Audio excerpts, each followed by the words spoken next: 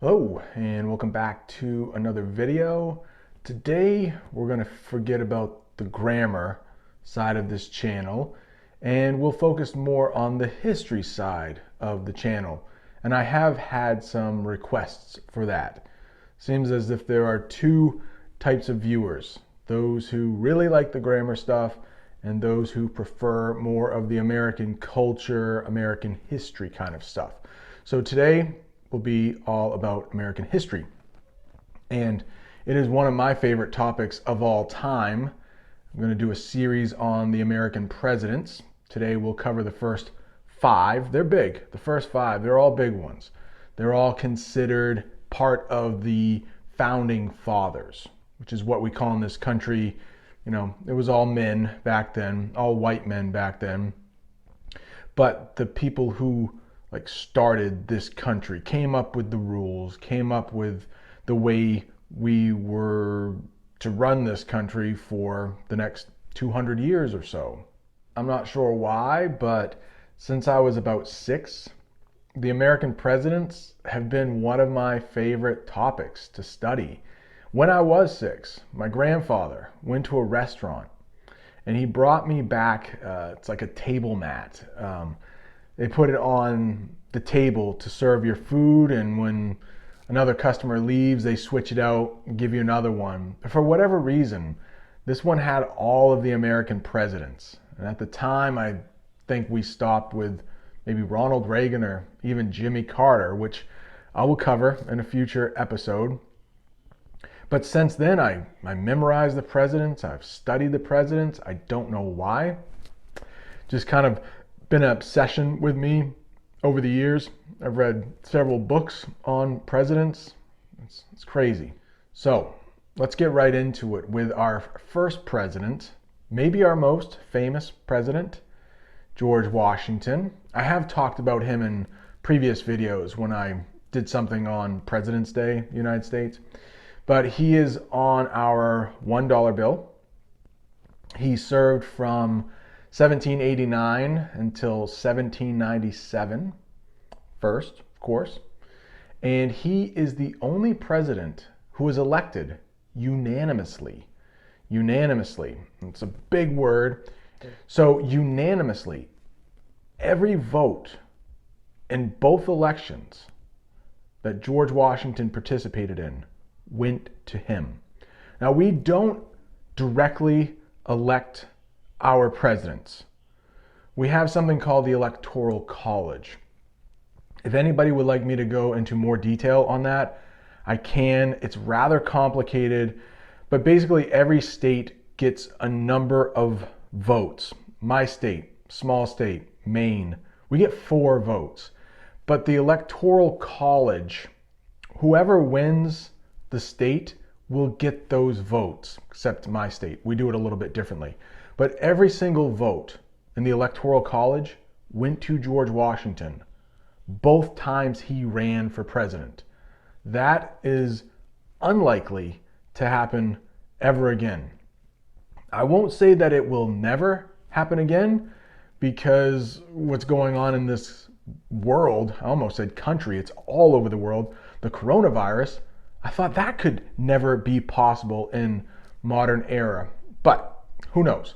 So as of yet, in the 200 and nearly 50 years of this country, no president has ever been elected unanimously since George Washington. Like I said, who did it twice, both times he ran.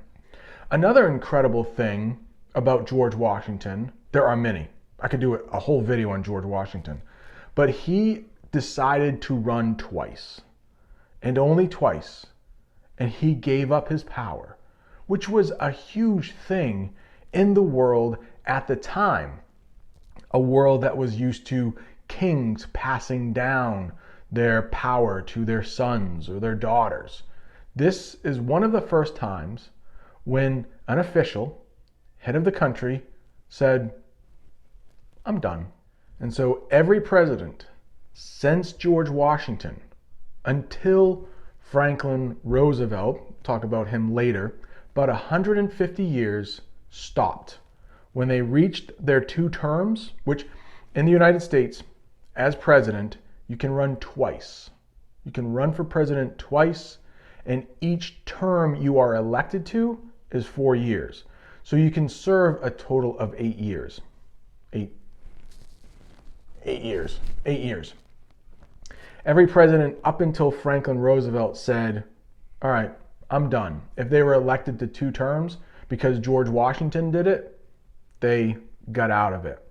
Now, Franklin Roosevelt was in a unique position. He served during the Great Depression and World War II. So he decided to stick with being president. He would eventually die in office after being elected to 4 terms. He served 3 full terms. George Washington was from Virginia, something that is going to be a kind of theme for this video, because of the 5 presidents that I will talk about today, 4 of them were from Virginia. So of our first 5 presidents, 4 were from Virginia. The other one was from Massachusetts. We'll talk about him. He's a little different. George Washington is also on a very important coin, which is our quarter. I could talk all day about George Washington. I personally think he was our best president, but there was a lot of debate about that. You sometimes hear Abraham Lincoln, sometimes hear Franklin Roosevelt, both great presidents, but I'm going to go with George Washington. But let's move on from George Washington for now. And if you want me to make another video totally dedicated to George Washington, I can do that. Let's move on to John Adams, our second president. He was our first vice president. He was vice president for George Washington. So he was like second in command. If anything happened to George Washington, John Adams would have become president. But he is elected in 1797 on his own, and he will serve only 4 years. He will not be re-elected. His vice president, our third president, Thomas Jefferson, will become president after him. So John Adams from Massachusetts. Again, the other 4 presidents I talk about today will be from Virginia.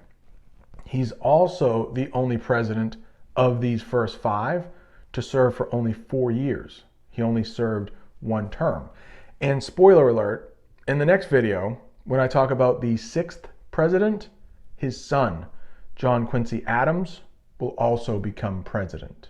John Adams rose to fame first after the Boston Massacre because he was a lawyer in those proceedings.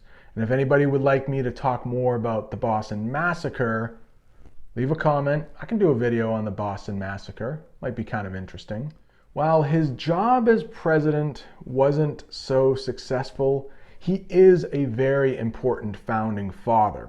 So important that HBO did a mini-series on John Adams maybe 10 years ago. So he is a big name in the founding fathers, but as president, he didn't do so much. John Adams left behind a lot of diary entries and letters to his wife, Abigail Adams. Many kids in American schools will read portions of the letters that he sent to his wife and letters that his wife sent to him. It's kind of an interesting part of history where you get to know what everyday people were thinking about during that time. And the last thing about John Adams is that he is the only president of these first 5 who did not own slaves. So at this time, most of the states in the North were free states, more or less. Some slaves did live in the North, but for the most part, they were called free states. And states in the southern United States were more likely to be slave states. Number 3 is Thomas Jefferson from Virginia, slave owner, but he would serve from 1801 until 1809. So he also served 8 years. He served 2 terms. He was John Adams' vice president. And the way it worked back then is whoever got the most votes from the Electoral College became president. Whoever got the second most became vice president. That would later change. A Constitution amendment would change that and make it law that we could no longer do that. Because what happened was the vice president and president were often from opposite parties. They often were rivals, at least politically. And sometimes they actually hated each other, which happened to John Adams and Thomas Jefferson. They were close when they were younger. They took certain political trips to Europe together. But as they grew older, they had different visions for the country. Thomas Jefferson wanted a very small federal government. He didn't want the federal government in the capital, Washington, D.C., to get too much in the way. He wanted each individual state to be more powerful and to have more say in how they wanted to run the country. John Adams felt differently. John Adams wanted the president to be a much stronger figure. But even though the two of them hated each other, they both died on the same exact day, July 4th, 1826, which just also happens to be the birthday of the United States. July 4th. We celebrate the 4th of July as America's birthday, set off fireworks, all that stuff. I plan on making a video about American holidays, and I will certainly talk more about the 4th of July then. Thomas Jefferson is also on our $2 bill. It's actually a really rare bill. You don't see it that often. You can go to the bank and request some $2 bills, but they're not often in circulation. They don't get passed around that much. They're usually a special kind of bill. Maybe people will give them for Christmas to little kids. You know, it's just kind of a rare thing. But he is on the $2 bill. He is also famous for being the author of the Declaration of Independence. He wrote the Declaration of Independence. Declaration, declaring ourselves independent or free from British rule. So basically how it went was a bunch of people got together and said, we want to break away from England because this part of North America was ruled by Great Britain. And the colonists thought, we're not being treated fairly. We are being taxed, but we don't have any say in Parliament, so let's declare ourselves independent. And Thomas Jefferson, this is before the United States became a country, this is when the United States, or the colonists, said, we are no longer ruled by you. And they sent this letter to the King of England at the time, who was King George III, and King George said, okay, cool. No, he didn't. In fact, England said, no, not so fast. And they came over and we had this little thing called the Revolutionary War, where the United States eventually kicked England's butt. England had to go back home and we became a free country. We will talk about the War of 1812 when we get to the president, the next president, James Madison, because England was like, no, actually you're still part of us. I know you think you're not, but you still are.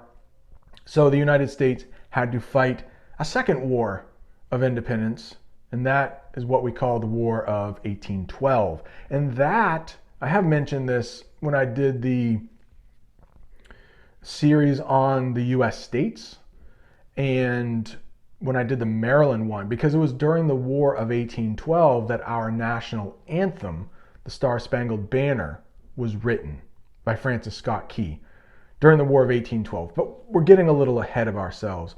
We'll talk more about the War of 1812 when we get to the next president, James Madison. But we're still on Thomas Jefferson. The final thing about Thomas Jefferson is that, and I have already talked about this in the Sacagawea video, so if you haven't seen that, check that one out. But he purchased this large piece of land, which is actually called the Louisiana Purchase, which doubled the size of the United States. And he purchased that from Napoleon in 1803. James Madison, our fourth president, he serves from 1809 1817, also from Virginia. He's our smallest president so far. Smallest president. He's 5'4", which, since this is an American channel, I am going to have to ask you to convert that to centimeters, but he's 5'4", and he weighed 100 pounds. So a very small guy. But he's also very famous founding father because he wrote most of our Constitution, which is what makes our country what it is today. The Constitution is our major laws that no matter what state you are in, they cannot be broken. These are like the fundamental reasons we feel we are Americans. This is what makes us Americans. You may have heard of the Bill of Rights. The Bill of Rights is part of the Constitution. Some major things are in that. For example, the Second Amendment. It's the right to bear arms. The right to bear arms. Every American is able to own a gun. Now, if you get in trouble with the law, some of those rights can be taken away. But at the base, Americans, many of us, believe that we should always be able to carry guns. That's the Second Amendment of the Constitution. It's a big one. The first one's really big too, and I'll talk about that in a minute. But Americans, you may have seen around the world, some of the stories that are most famous for the United States are Americans getting guns, going to gun stores. Right now, because of the coronavirus, I've seen some of my friends that don't live in this country are asking, is that true? Are you guys all buying up guns? Oh, not really. And I could do a video on that too, guns in the United States. But a lot of people feel it is their right to own a gun, to defend their house, and even possibly to defend themselves if the government decides to turn on its people. So Americans in general are well armed. A lot of us do have, I actually don't own any guns. I can talk about that. But, the government, if they decide to turn on it, they have tanks, they have airplanes. We probably wouldn't be much match for them. But a lot of Americans believe that they need to defend their house. And there are a lot of Americans that don't believe and want stricter gun laws. So it's not like every American believes wholeheartedly that guns are the answer, but there is a large percentage that do. The First Amendment, some huge things in that. For instance, freedom of the press, we call it, freedom of the press. The right that newspaper or media companies have the right to print or publish anything that is true. Even though the government may not want that to be published, the newspapers, the television networks have every right to produce it, even if it makes the country look bad. Now, if newspapers print stories about classified information, they can get in trouble. Classified information would be like battle plans. If the US was at war with another country and the paper produced what the military was going to do, they can't produce everything. But as long as it won't hurt our country as a whole, like if they want to talk about how awful President Trump is, that's their right. They can produce that. Now, it has to be backed up by fact, unless they can actually write an opinion piece, but that too should be backed up by fact. But United States citizens have the right to free speech. We can say whatever we want as long as it's true, and we can also publish anything we want. That's a very basic right that we as Americans feel we have. And it was James Madison who wrote the majority of the Constitution. The final thing about James Madison is that he was president during the War of 1812 when England decided to come back and say, oh, not so fast, you are still part of England, you are still our colonies. England, in fact, attacked the White House, set it on fire. And there's a famous story of Dolly Madison, James Madison's wife, as the White House was burning, as the troops were closing in on the White House, she stopped to grab a portrait of George Washington, saved it from the fire. And before we get to our last president, I just gotta mention, if you like anything in this video, if you're still watching, please give me a thumbs up. If you haven't subscribed to the channel, please do that. And of course, if you have any questions, suggestions, mention that in the comments box. I respond to everybody. This channel's not that big. I can still respond to everybody. And I'm just sitting around in my house. I'm teaching, but I have a lot of extra time on my hands. So love to hear from you guys. And I do hear from a lot of you. So thank you.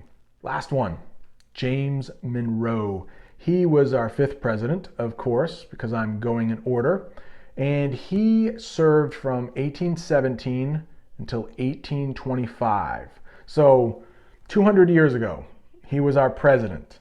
And the state that I live in, Maine, actually came into the Union under President Monroe's terms. And Missouri, which if you're watching the Mark Twain stuff that I'm doing on this channel, Missouri came in as a slave state, 1820, so 200 years ago during Monroe's term. Maine came in as a free state, Missouri came in as a slave state, and that was done to try to keep the balance between slave states and free states in the United States. But it would be about 40 years later that that balance would totally be wrecked, and the American Civil War would be fought over, some other reasons, but the majority of it was over slavery. American Civil War. Monroe's presidency was pretty calm. There were no wars. There were no real major money problems. So I guess the one thing I will talk about with James Monroe is that he created this thing called the Monroe Doctrine. The Monroe Doctrine, which was a statement to other countries around the world, but specifically for European countries. And that basically said, North America, South America, stay out. Don't try to colonize any more territory in North or South America. It's ours. We are going to control this part of the world. You guys worry about the other parts. Stay out of this region. And it's unlikely that if England or Spain or France, who was very powerful at the time, if they really wanted to challenge the United States, we were not the superpower that you know today. That wouldn't happen really until after World War II, which was about 1945. So the US at the time of Monroe was still a country that didn't have a great military. So I'm not sure if he could have backed that statement up, but for whatever reason, it actually worked. The European countries didn't try to colonize anywhere in North or South America after the Monroe Doctrine. And the final thing I would like to mention about Monroe, which isn't really about Monroe, but it's kind of a weird part of American history. There was a little country in Africa called Liberia, and its capital is Monrovia, named after James Monroe. And that little country was set up originally for former slaves. If they wanted to, they could have a place to go back to Africa. And this little country called Liberia, it's still around today, but that didn't really take off. Not many former slaves had the desire to go back, nor did they have the money to go back. So by the end of it, very few former slaves actually made the trip back to Liberia. But if you look at the flag, it looks a lot like the United States flag. It has one star and it has red and white stripes. So that's going to do it for today. Hopefully you are more knowledgeable now about the first 5 presidents of the United States. I'm sorry I didn't do a grammar video today, but I know some people, they don't mind that. So Thank you for tuning in, and I will see you next time.